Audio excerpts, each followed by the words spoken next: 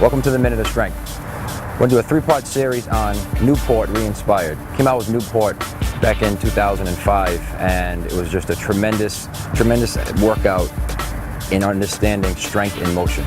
All right, so what we mean by that is we're getting these moves, we're getting some of the base kettlebell moves, and we're making them a little bit more dynamic and creating a flow drill, 2 exercises per round.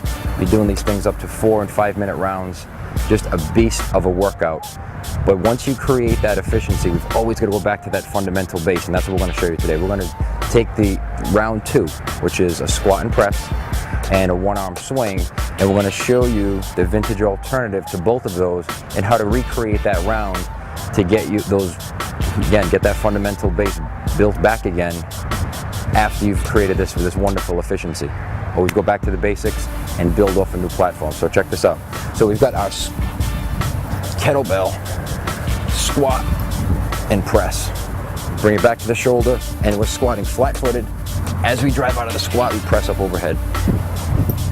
The vintage version. Not only vintage in the tool itself, but also vintage in the way we perform the squat. So clean the bell to the shoulder. Feet.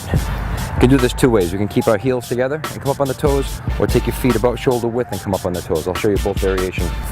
You're going to squat on the toes. As you drive out of this, drive out, drive the heels into the ground, press the bell up overhead. Pull it back to the shoulder, up on the toes. Squat deep. My hips are open, I'm driving my knee toward and past over my toe, but I don't want my knees to internally rotate. I want them right over the toe.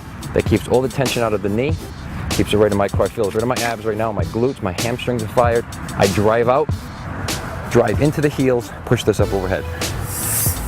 Much less efficient than using a kettlebell. It doesn't flow as well because, number one, the ballast of the bell is the bottom. With a dumbbell, the ballast is out to the sides.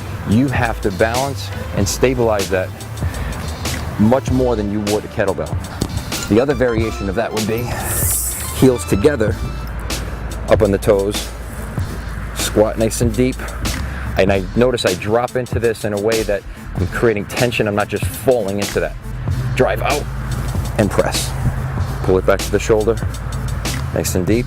Drive out and press.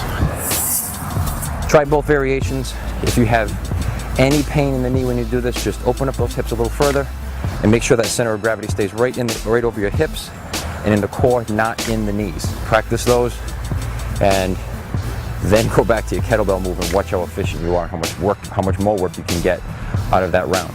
Now that's the first exercise in that round.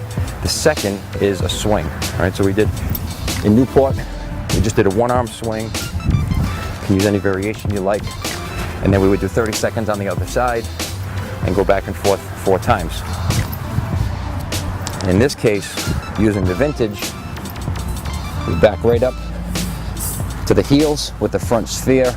My hand is pushed against the front sphere nice and tight. I don't hook it. I don't wrap my hand under it. I place my hand on top. I squeeze, drive through those hamstrings, drive through those heels, and sweep that bell overhead. Pull it back to the shoulder and back to the start. So in this case, you do 30 seconds on each side, okay? So again, revisiting this round would be a vintage squat up on the toes, a vintage swing with a dumbbell, not your kettlebell.